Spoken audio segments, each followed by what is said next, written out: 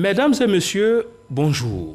Il y a exactement 61 ans que la Côte d'Ivoire accédait à la souveraineté internationale. Ce samedi 7 août 2021, la maladie à coronavirus influence encore la célébration de cette fête qui se résumera tout à l'heure en direct sur RTI1 en une cérémonie symbolique de prise d'armes sur l'esplanade du palais de la présidence de la République. Bien avant sur ce plateau, deux invités. Le professeur Lambert Ngaladjo Bamba, il est économiste, conseiller spécial du ministre de l'économie et des finances, et le docteur Jacques Dolazié Traoré, par ailleurs gouverneur de l'université, Félix Houphouët-Boigny de Cocody. Bonjour messieurs. Bonjour monsieur Konadama. Docteur Dolazié, 61 ans dans la vie d'un pays, c'est tout de même un parcours. Cet âge peut renvoyer à quelle réalité? C'est un parcours appréciable. Un parcours appréciable. Plutôt, il faudrait voir les réalités sur plusieurs formes. Il y a une réalité sociologique, démographique. En 1960, nous étions environ 1 million, 1,2 million. Et 60 ans après, nous en sommes entre 25 et 30 millions. Donc démographiquement, c'est une grande augmentation de la population. Économiquement, en 1960, on avait un budget relatif qui avoisinait les 1,6 milliard. Aujourd'hui, nous en sommes à 8 000 milliards et quelques. Politiquement, nous avons eu une période du parti unique. Une partie unique de 1960 jusqu'à 1990, on pourrait dire, parti unique, pensée unique, et un homme d'État Félix Houphouët-Boigny, qui était le symbole de la Côte d'Ivoire et qui a eu une pérennité au pouvoir, qui a posé des actes que nous avons appréciés, le miracle ivoirien, la propulsion de la Côte d'Ivoire sur le concert des nations, l'insertion de la Côte d'Ivoire dans tous les cycles diplomatiques, les conventions, les traités et autres. Il a construit les fonds baptismaux de la Côte d'Ivoire que nous pouvons hériter aujourd'hui, dont nous bénéficier aujourd'hui des retombées. L'autre volet de cette réalité, c'est que ça fait 60 ans, ça fait 2 fois 30, si on peut dire. 6 décennies. Voilà, ça fait 6 décennies. On pourrait, de manière relative, on dit, bon, écoutez, si nous avons commis des erreurs pendant 30 ans, et les 30 ans, qu'avons-nous fait? Voilà, donc autant de questions que nous pouvons nous poser aujourd'hui pour essayer d'envisager un devenir meilleur pour notre pays. D'accord. Professeur Ngaladjo Bamba, le docteur Dolazié a parlé de la démographie qui a évolué, l'économie avec le budget qui évolue, la politique. Ce sont autant de défis de développement aussi, 60 ans après. Oui, c'est autant de développements qui se sont réalisés. J'allais dire déjà 60 ans dans la vie d'un homme, c'est beaucoup. Mais pour un pays, c'est tout peu. C'est très petit. Tout à fait. Pour ceux qui font la planification, nous dirons que 60 ans, ça fait à peine 2 générations. Oui. Parce qu'on considère qu'une génération, c'est en gros 25 ans. Donc, vous voyez qu'à peine 2 générations. Mais quand on voit n'empêche, les défis sont réels et les défis énormes. Sont réels. Quand on voit d'où est parti le pays, comme il le disait tantôt, partir de moins de 2 millions d'habitants à aujourd'hui, les estimations nous mettent à peu près à 26 millions d'habitants. Ça veut dire que là aussi, les problèmes ont été multipliés d'autant. D'accord. Et malgré cela, on sait que la Côte d'Ivoire est positionnée relativement bien par rapport à des pays de sa génération, notamment en Afrique ici, avec lesquels nous avons démarré le processus ensemble. Tant au plan social, au plan économique, au plan politique, on n'est pas, en tout cas, dans une position, on est plutôt dans une position enviable. D'accord. Je rappelle que nous serons tout à l'heure en direct du palais présidentiel où se trouve Alvor Assa pour la retransmission en direct de cette cérémonie symbolique de prise d'armes. Hier, dans son adresse traditionnelle à la nation, le président Alassane Ouattara a rappelé la fin des cycles électoraux avec la présidentielle d'octobre 2020 et les législatives de mars 2021. Aujourd'hui, on a une Assemblée nationale plurielle, c'est, je dirais, pratiquement historique. Quel est le commentaire que vous en faites, docteur Dolazié Traoré? Il faudrait placer le message du président dans son contexte. Il s'agit d'un message traditionnel inscrit dans nos pratiques. Il y a ce qu'on appelle, chaque année, le président de la République, il a coutume de faire l'état de la nation. L'état de la nation dans un discours enrichissant et clair. Il s'adresse à son peuple directement, eu égard à tout ce qui s'est passé, effectivement, événements et propositions.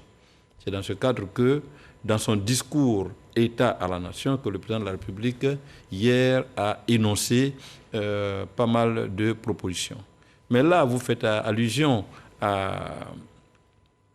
aux événements de 2020, aux élections présidentielles de 2020 et aux législatives de 2021, qui sont des législatives qui se sont bien passées.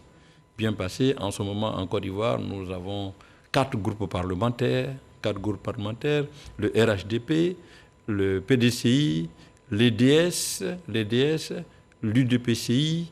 Vous voyez que sur le plan démographique, sur le plan politique, ça c'est déjà un acquis qui est très intéressant. Il y a aussi des indépendants et autres. On dit jamais dans notre histoire on a eu autant une assemblée plurielle. Avec toutes les sensibilités. Avec la représentation de toutes les sensibilités, c'est on pourrait même dire une victoire, un grand acquis pour la démocratie. L'autre volet que le président a souligné, c'est qu'il a rappelé des événements douloureux. Des événements douloureux. Après la présidentielle. Après la présidentielle et pendant la présidentielle même de 2020, nous savons tous qu'il y a eu, qu'un père de famille appellerait des écarts de comportement. Des écarts antidémocratiques, des pratiques antidémocratiques. Parce que, vous savez, la richesse de la démocratie, c'est qu'on a la possibilité de dire oui ou non. Voilà. On a la possibilité de dire oui ou non. À partir du moment où on a cette possibilité de dire oui ou non, et je pense que toute autre voie de violence ou d'empêchement du citoyen à exprimer ce devoir, c'est antidémocratique. C'est antidémocratique. Et nous avons vu des événements de violence. Il y a eu pratiquement entre 8 et 10 morts. C'est déplorable. C'est encore un problème de compréhension, d'entendement de la démocratie. Et aujourd'hui, tout cela est derrière nous? On suppose que tout cela est derrière nous, mais il faudrait que nous-mêmes faisons notre mea culpa, faisons notre contrition pour dire, écoute, désormais, nous avons eu des déviances et que désormais, nous entendons vraiment améliorer notre comportement. Parce que la démocratie même, c'est ce pouvoir-là à chacun d'exprimer sa voix. Alors, est-ce que vous pensez que les rencontres qui ont eu lieu au sommet, je le rappelle, au passage, le 11 novembre 2020, entre le président Ouattara et l'ex-président Bédié, le 27 juillet, tout récemment, entre le président Ouattara et l'ex-président Gbagbo, avant ça, les 2 anciens présidents qui se sont retrouvés à Daokro, est-ce que cela, vous pensez que participe de cette avancée dans le chemin de la réconciliation nationale, de la cohésion sociale? Oui, M. Kodé, tout à l'heure, vous faisiez allusion sur les 60 ans d'indépendance. 61 ans aujourd'hui. 61 ans aujourd'hui, et nous en sommes à une situation où on peut faire une qualification politique. Vous savez, vous et moi, que depuis 30 ans, sur les 61 ans, 3 personnalités politiques se sont dégagées et qui tempèrent la vie politique en Côte d'Ivoire. Le président Kona Bédié, le président Gbagbo et le président Alassane Ouattara. Et Dieu seul sait que notre vie politique est caporalisée par ces 3. Ça, on ne peut pas tenir un autre discours si ce n'est que ça. Mais toujours est-il que, et chaque fois que le comportement des uns va à l'encontre des autres ou à l'intérêt des autres, nous voyons les conséquences. Nous avons vu les conséquences entre 1995 et 2000. 99, un coup d'État. Nous avons vu les conséquences entre 2000 et 2010. Conséquences, nous avons vu ce qui s'est passé, division du pays, rébellion et autres, jusqu'en 2011. Et Dieu merci, s'il advient que ces 3 personnalités qui tempèrent, qui animent, on pourrait même dire au sens positif, la vie politique, puissent, ne serait-ce qu'à un certain âge de sagesse, avoir ne serait-ce que voir l'intérêt supérieur de la nation pour se rencontrer, pour dire, mais attention, nous en sommes arrivés à un moment, à un âge où nous devons plutôt nous préoccuper de l'héritage que nous allons laisser à nos enfants, de l'héritage que nous allons laisser à notre pays, mieux que de notre avenir. Moi, je pense que ces rencontres-là, que ce soit entre le président Gbagbo et le président Bédié, que ce soit entre le président Alassane Ouattara et le président Bédié, Dieu merci, amen, que tout se passe bien, ne serait-ce que dans l'intérêt supérieur de la Côte d'Ivoire et pour la paix. D'accord. Élection électorale, rencontre au sommet, tout cela peut être considéré comme des acquis, des avancées démocratiques. Professeur, quel est le lien donc entre la démocratie et l'économie?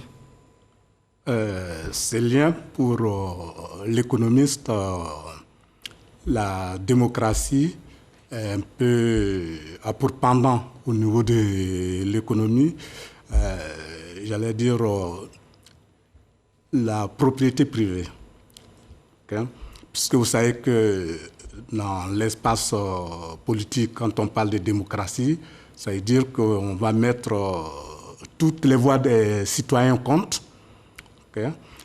Du point de vue économique, là également, lorsque les droits de propriété sont clairement définis et que les individus peuvent jouir de leurs connaissances, de leurs compétences, véritablement, on est dans cet environnement-là. Et donc, dans un tel contexte, on voit très bien que plus, en tout cas les économies les plus développées, c'est dans celles-là qu'on a ces droits de propriété qui sont les mieux définis.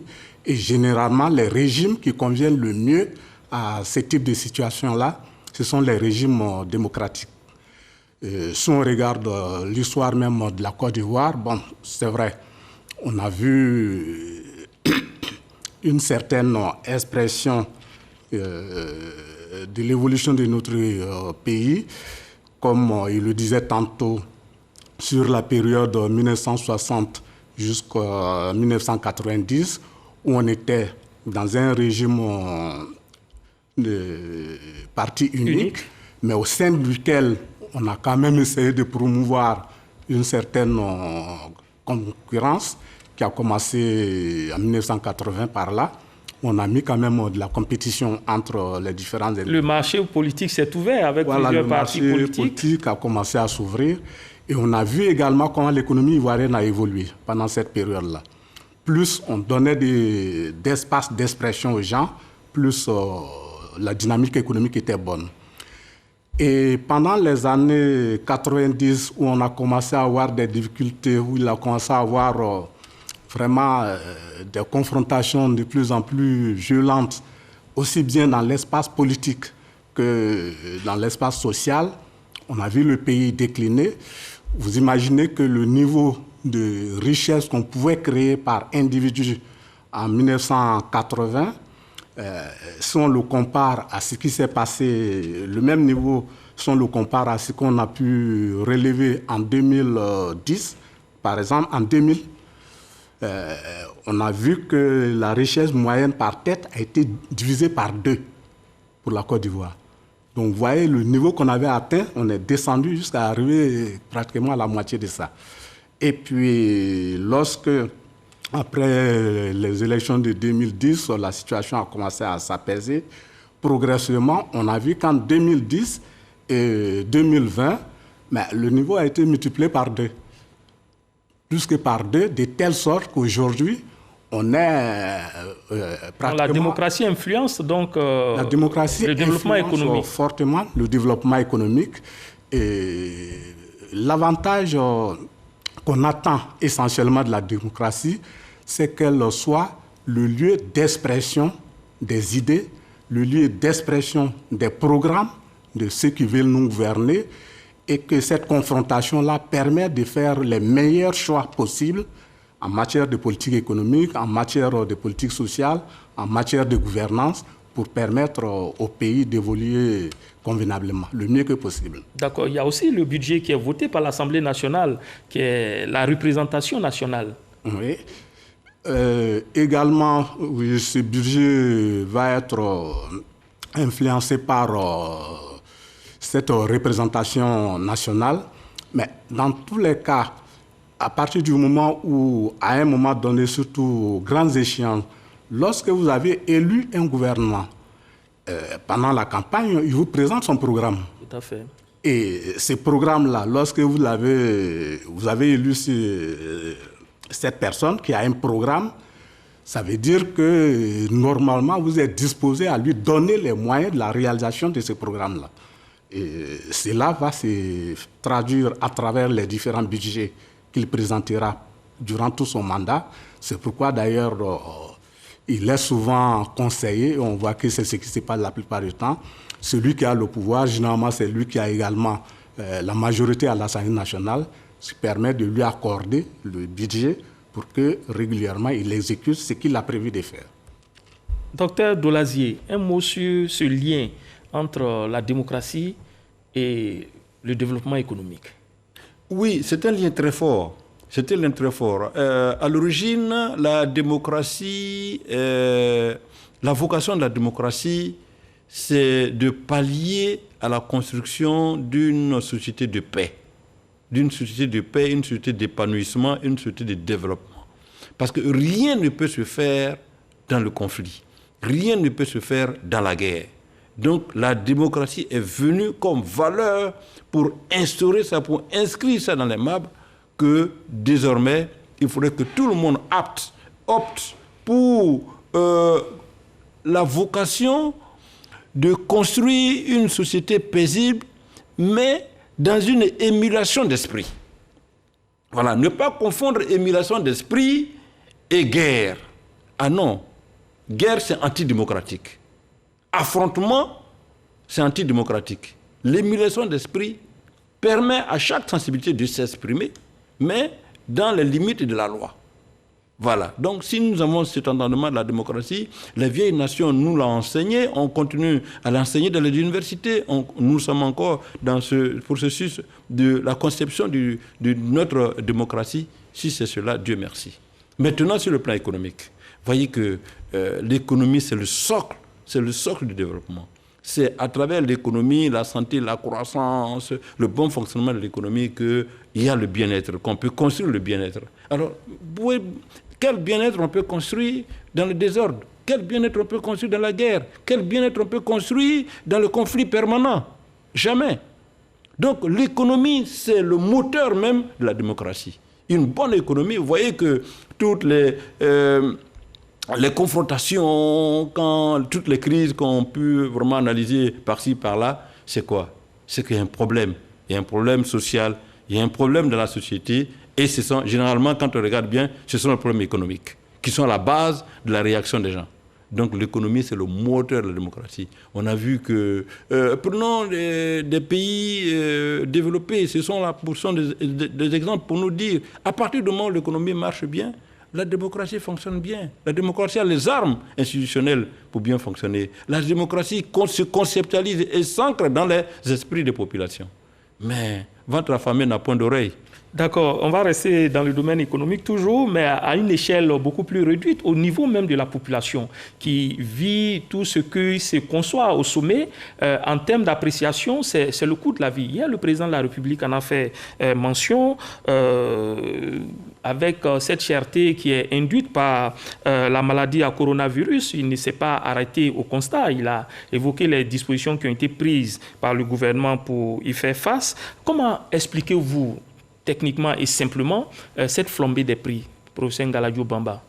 Bon, cette flambée des prix, quand vous regardez généralement cette période estivale, c'est-à-dire la période de juillet, août, septembre, d'habitude, c'est une période où on a quand même une certaine poussée de montée des prix. C'est un phénomène cyclique chaque année. Ce n'est pas dû à la Côte d'Ivoire. En tout cas, dans le cas de la Côte d'Ivoire, pour tous les pays, vous avez des périodes comme ça. Chez nous, il y a des cycles d'inflation.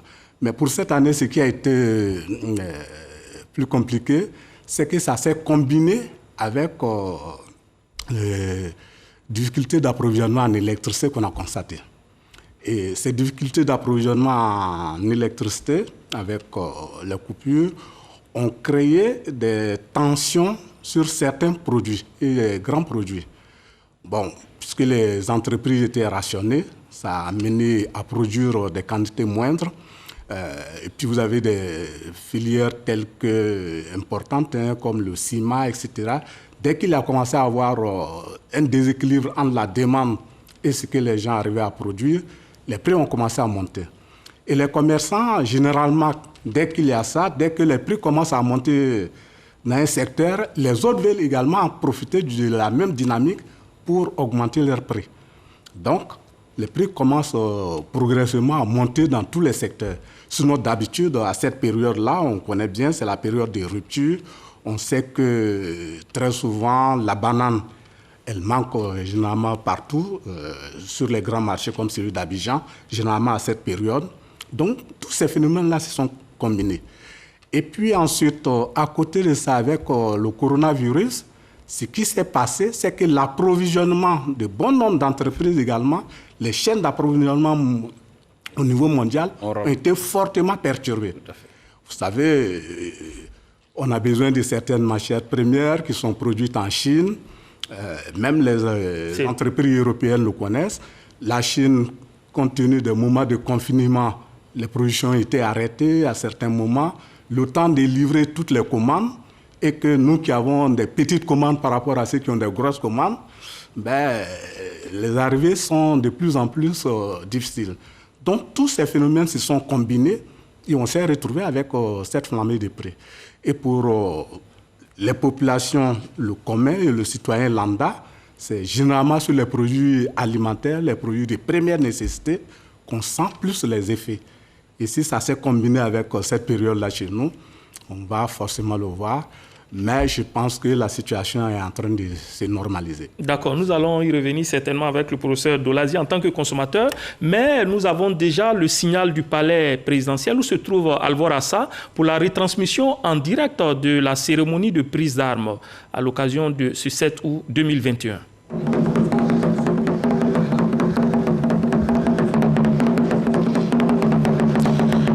Mesdames et messieurs, bienvenue et merci de nous suivre sur RTI. Nous sommes en direct du palais présidentiel pour la célébration de l'indépendance de notre pays et la Côte d'Ivoire. La Côte d'Ivoire qui a 61 ans, une célébration une fois de plus comme l'année dernière qui se veut sobre, même très sobre à cause de la pandémie à coronavirus.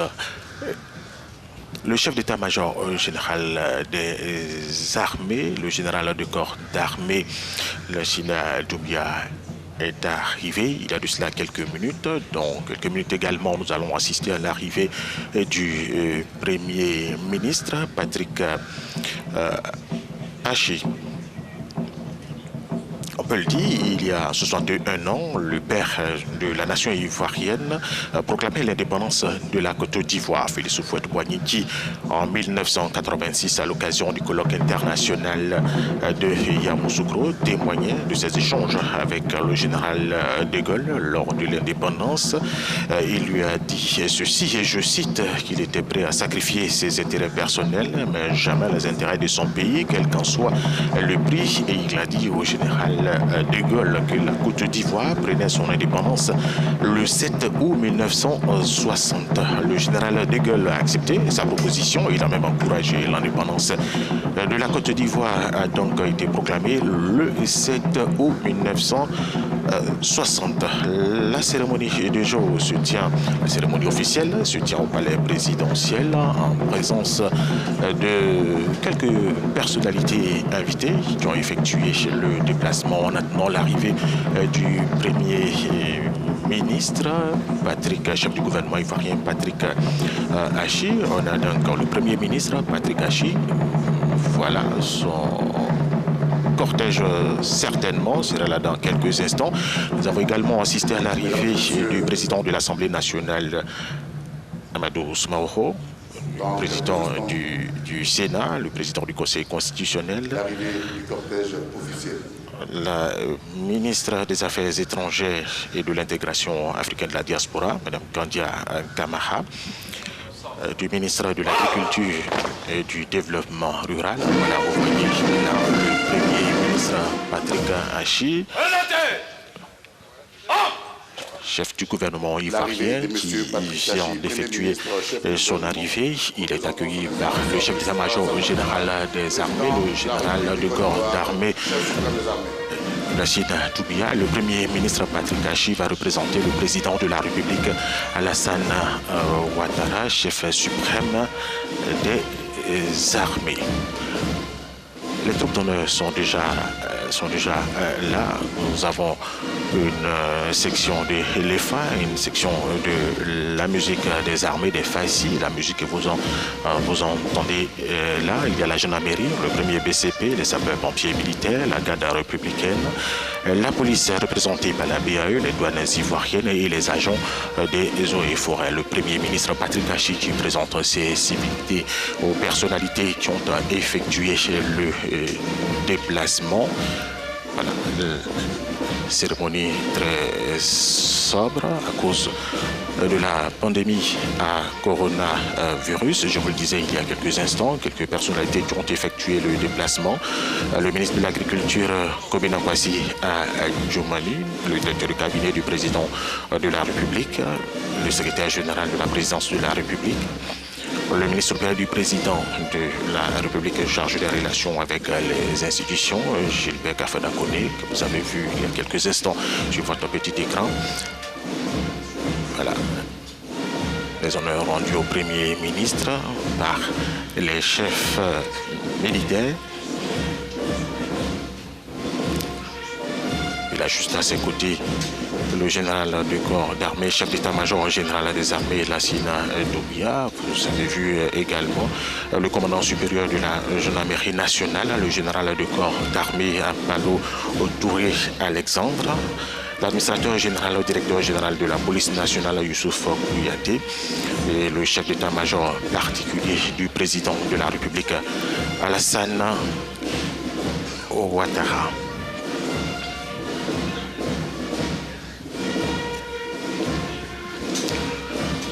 Tout à l'heure, pour la montée du drapeau, nous allons avoir des enfants de troupes qui seront à la tâche. Les troupes d'honneur sont rassemblées et prêtes pour la montée des couleurs, marquant le 61e anniversaire de l'indépendance de la République de Côte d'Ivoire. À vos ordres, Monsieur le Premier ministre, chef du gouvernement, représentant son Excellence, Monsieur le Président de la République, chef suprême des armées.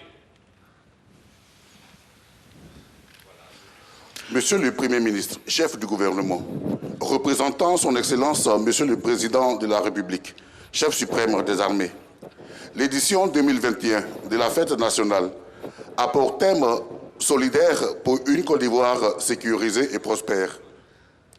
En raison de la résurgence de la pandémie à coronavirus, cette célébration traditionnelle, qui se veut festive et populaire, fait place de nouveau cette année à une cérémonie sobre, mais tout aussi chargé de symboles. Le Premier ministre Patrick Hachi représente donc le président de la République, Alassane Ouattara, à cette cérémonie qui se veut sobre à cause de la pandémie à coronavirus. Je vous le disais tout à l'heure, pour la montée du drapeau, nous avons des enfants de troupes. Et cette montée du drapeau va être accompagnée par la musique des armées, la musique des FACI. Nous avons là des enfants de troupe. Il s'agit de Yapo Yann Cédric. Il est en première F2.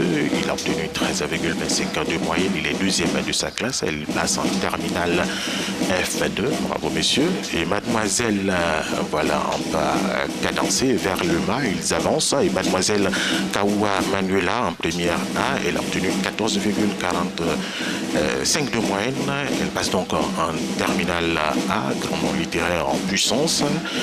Ils ont la charge de faire monter le drapeau ce jour, ce qui va être fait dans quelques instants avec la musique des Fassi. Je vous le rappelle, les troupes d'honneur qui sont là, il y a l'EFA, une section de l'EFA, une section de la musique. Vous entendez cette musique, la gendarmerie, le premier BCP, les sapeurs-pompiers militaires, la garde républicaine, la police est représentée par la PAE, les douanes ivoiriennes et les agents des eaux et forêts. Voilà, ils vont se décoiffer avant de s'approcher encore plus du mât et faire monter le drapeau.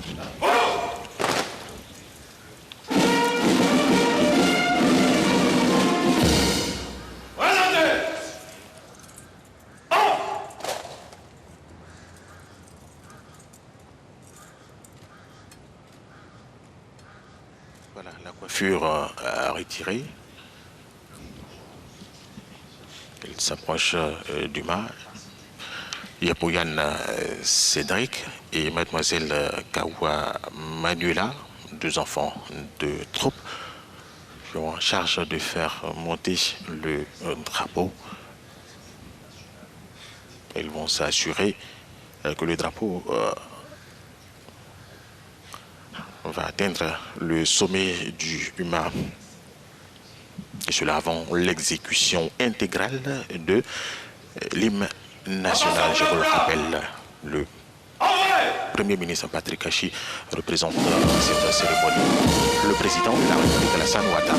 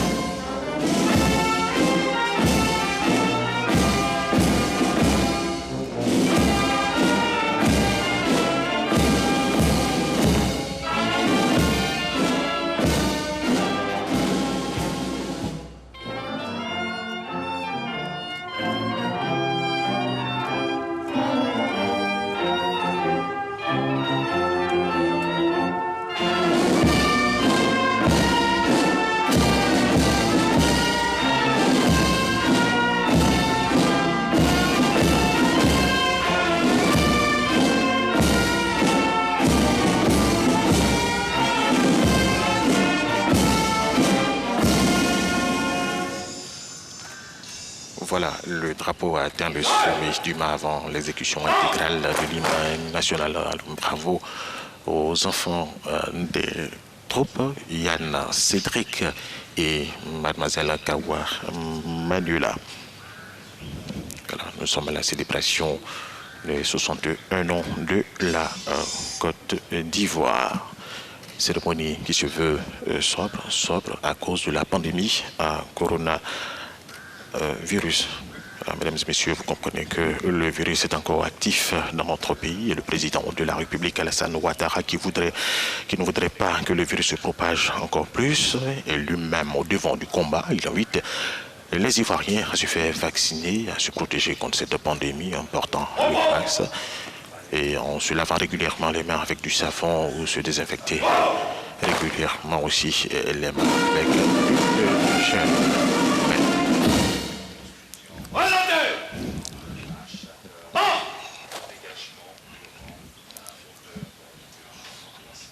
Le commandant des troupes, le lieutenant-colonel Kopé Ziloué, commandant le premier bataillon de commando et de parachutistes, voilà, se porte à son emplacement au centre du dispositif. Lieutenant-colonel Kopé Ziloué, commandant le premier bataillon de commando et de parachutistes, commandant des troupes ce jour. Cérémonie aux couleurs terminée. À vos ordres, monsieur le Premier ministre, chef du gouvernement, représentant son Excellence, monsieur le Président de la République, chef suprême des armées. Excellence, monsieur le Premier ministre, chef du gouvernement, représentant son Excellence, monsieur Alassane Ouattara, président de la République, chef suprême des armées, honorables invités, ainsi s'achève la célébration 2021 de l'indépendance de la Côte d'Ivoire sur fond des crises sanitaires. Les forces de défense et de sécurité de Côte d'Ivoire restent mobilisées pour garantir l'inviolabilité du territoire, protéger les biens et les personnes et assumer leur rôle pour une Côte d'Ivoire plus sécurisée et prospère. Bonne fête à toutes, bonne fête à tous. À l'année prochaine. Merci au colonel Oudjelio pour sa collaboration. Nous le disions à l'entame. La cérémonie allait être brève, même très brève, sobre à cause de la pandémie à coronavirus. Voilà, vous voyez là le Premier ministre Patrick Haché qui échange avec des ministres. Voilà, le respect des mesures barrières, pas de salutation. Je remercie toutes ces autorités qui ont effectué le déplacement que vous voyez sur votre petit écran. Voilà. Mesdames et messieurs, nous sommes en direct du palais présidentiel pour célébrer les 61 ans de la Côte d'Ivoire. La Côte d'Ivoire a 61 ans.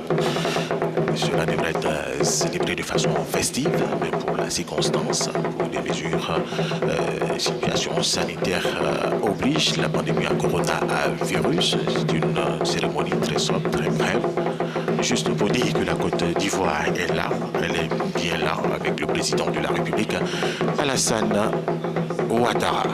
Fin de cette retransmission, mesdames et messieurs. Merci de nous avoir suivis. Bonne et heureuse fête de l'indépendance de la Côte d'Ivoire. La Côte d'Ivoire qui a 61 ans. Merci à la réalisation, merci aux techniciens, merci à vous de nous avoir suivis et à bientôt pour notre direct sur RTI 1.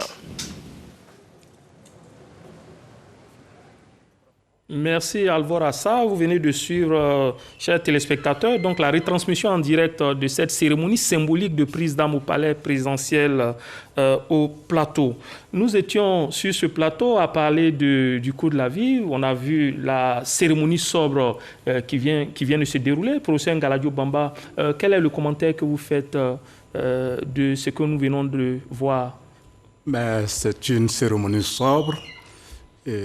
J'avoue que lors de la montée du drapeau, j'ai été fortement ému. Ça m'a rappelé de très bons moments. Et je crois que c'est des instants que j'aimerais très souvent vivre. D'accord. Professeur, docteur Dola Zié Traoré, on parlait du coût de la vie. Vous, en tant que consommateur, comment vous appréhendez cette réalité? Je pense que le professeur a dit des choses tout à fait intéressantes. Il y a des causes inhérentes à l'interne, sur le plan national, mais il y a aussi les causes qui sont de l'international. Vous savez qu'à l'international, pendant un certain moment, la plupart de ces pays qui nous devaient envoyer des matières de première nécessité et autres, étaient en confinement. Leur capacité de travail avait beaucoup diminué, les navires avaient moins circulé, c'est-à-dire qu'il y a une sous-production qui caractérise la plupart de ces pays en ce moment même. Donc, ça ne peut qu'avoir des répercussions sur nous. Donc, l'offre ayant beaucoup diminué, nous ne pouvons que ressentir les conséquences. Aussi, sur le plan interne, le professeur l'a dit, c'est une période de soudure qui est inhérente chaque année quand on arrive au mois de juillet, août, pendant les vacances, jusqu'à septembre, avec les vacances, c'est la culture dans d'autres aspects, et avec des produits de saison qui peuvent aussi expliquer cela. Mais il faudrait prendre la situation. Le gouvernement a pris des mesures idoines. Le président de la République en a parlé hier. Moi, je pense que tout dépend de la réaction que nos autorités... Est-ce que vous, en tant que consommateur, vous avez des astuces dans ces périodes-là qui sont un peu difficiles? Sans prétention dire qu'il y a des astuces, ainsi de suite. Vous savez que je prends un seul exemple. Je prends le cas du blé. Le cas du blé est un produit de forte consommation en Algérie. le blé est subventionné à hauteur de 90%. Le blé est subventionné à hauteur de 90%, ne serait-ce que payé pratiquement par l'État et mis à la disposition des populations. Bon, quand on atteint cette situation où il y a une pénurie, il suffit que l'État fasse des efforts de subvention de certains produits de première nécessité. Et c'est ce qu'ils ont fait avec le riz, avec l'huile. Il faudrait plutôt augmenter le champ pour ne serait-ce que réduire un peu le coût du panier de la ménagère. Alors vous avez en face de vous justement M. Bamba qui est conseiller spécial du ministère, au ministère de l'économie et des finances. Est-ce que ce sont des pratiques qui peuvent être envisagées en Côte d'Ivoire? Bon, ce qui a été envisagé en Côte d'Ivoire, c'est déjà discuter avec les principaux producteurs de ces grands produits de grande consommation, le lait, le sucre, les gros importateurs de riz, bon, pour essayer de faire un contrôle des prix sur ces produits-là. Le président l'a annoncé hier. Le président l'a annoncé, mais il faut reconnaître aussi qu'on est dans un régime économique libéral. Donc, on ne peut pas aussi obliger en tant que tel les gens à pratiquer des prix avec lesquels ils vont faire des pertes. Mais le vrai problème, c'est, j'allais dire, ce qu'il a expliqué tantôt, lorsque vous allez dans la subvention, ce qu'on constate, lorsque vous subventionnez des produits, malheureusement, ce n'est pas ceux qui devraient bénéficier qui en bénéficient. Si vous subventionnez le riz, bon, il y a certaines personnes qui n'ont pas besoin d'avoir le riz, qui peuvent le payer au prix normal. Mais dès que vous subventionnez, tout le monde va en bénéficier. Donc, ça fait souvent, ça crée des fois de l'injustice.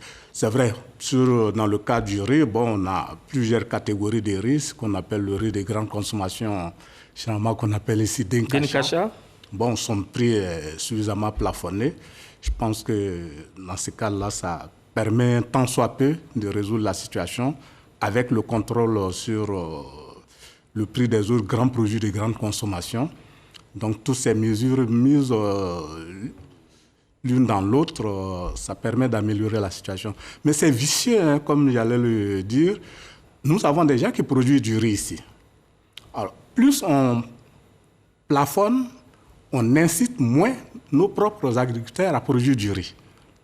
Puisque eux, on va leur dire le riz qu'ils font, bon, quand ils vont le sortir, ça va coûter un peu plus cher que le riz qu'on importe, qui est très, très moins cher. C'est pas compétitif alors. Voilà. Donc la conséquence de ceci, c'est que nous-mêmes, nous décourageons la production chez nous. Alors, est-ce que... D'accord. Professeur, je reste avec vous. 2% de croissance en 2020, là où, sur le plan mondial, on a assisté à une contraction de 3%, donc une croissance négative. L'économie ivoirienne est résiliente. Le pays veut aller beaucoup plus loin avec des champions nationaux. Alors, en la matière, on parle souvent de préférence nationale. Quel est votre commentaire là-dessus? Oui, la préférence nationale, comme je l'ai dit, hein, nous sommes une économie libérale et fortement ouverte sur l'ensemble de l'économie mondiale. Alors, faire la préférence nationale, ça veut dire qu'on va soutenir certaines de nos entreprises nationales par rapport au reste du monde. Et c'est vrai, dans les différents accords internationaux que nous avons, bon, ça paraît souvent très difficile de faire ce type de choix, mais il y a des mécanismes qu'on peut mettre en place qui peuvent permettre de favoriser cela. Par exemple, dans le cadre du nouveau Code des investissements, il est prévu un certain nombre de mesures. Si vous venez investir en Côte d'Ivoire et que vous utilisez davantage de matières premières produites localement pour les transformer, vous avez un certain nombre d'avantages. Si vous utilisez des travailleurs nationaux dans vos entreprises, plus leur nombre augmente, plus vous avez également des avantages. Donc, ce sont ces genres de mécanismes-là qu'on va faire pour inciter. Maintenant, pour tout ce qui concerne nos petites et moyennes entreprises dont on veut qu'elles puissent se développer davantage, on va là également mettre en place un certain nombre de politiques d'accompagnement des politiques de soutien qui leur permettent eux aussi de pouvoir devenir des entreprises importantes au plan international. D'accord. Docteur Dolazier, rapidement, en 30 secondes, vous qui travaillez dans la matière des ressources humaines, on ne peut pas avoir de développement sans ressources humaines. Comment valoriser ces intelligences dont le président a parlé, ces génies, les mobiliser pour le développement de la Côte d'Ivoire? Dernière question, en 30 secondes. Ce sont plutôt les conditions d'insertion de ces génies. Il ne suffit pas de créer des génies, il ne suffit pas de créer des universités, il ne suffit pas de créer des grandes écoles et puis former des gens et ne pas avoir les moyens de l'insérer dans le tissu social, dans le tissu professionnel. Il faudrait que l'État fasse des efforts dans ce sens-là. On peut pas, nous sommes un jeune pays, en ce moment, on ne peut pas avoir des docteurs qui sont encore au chômage, on ne peut pas avoir des ingénieurs qui sont encore au chômage, on ne peut pas avoir des personnes où l'État investit dans leur formation et aujourd'hui, in fine, ils n'ont pas assez de travail. Donc le problème, c'est une question de l'emploi.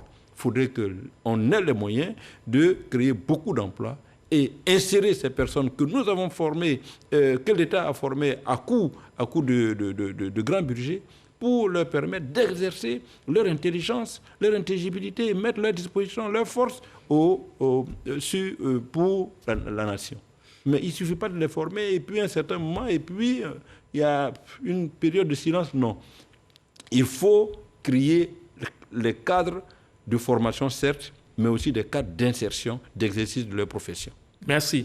Vous, mesdames et messieurs, merci de nous avoir suivis. Vous venez donc de suivre en direct la cérémonie sobre, cérémonie chargée de symboles au palais présidentiel pour marquer les 61 ans de la République de Côte d'Ivoire. Nous avons eu du plaisir à vous faire vivre ce moment en compagnie des enseignants Lambert Ngaladio Bamba et Jacques Dolazier Traoré, nos consultants. Bonne fête de l'indépendance à tous. Que Dieu inspire chacune de vos actions.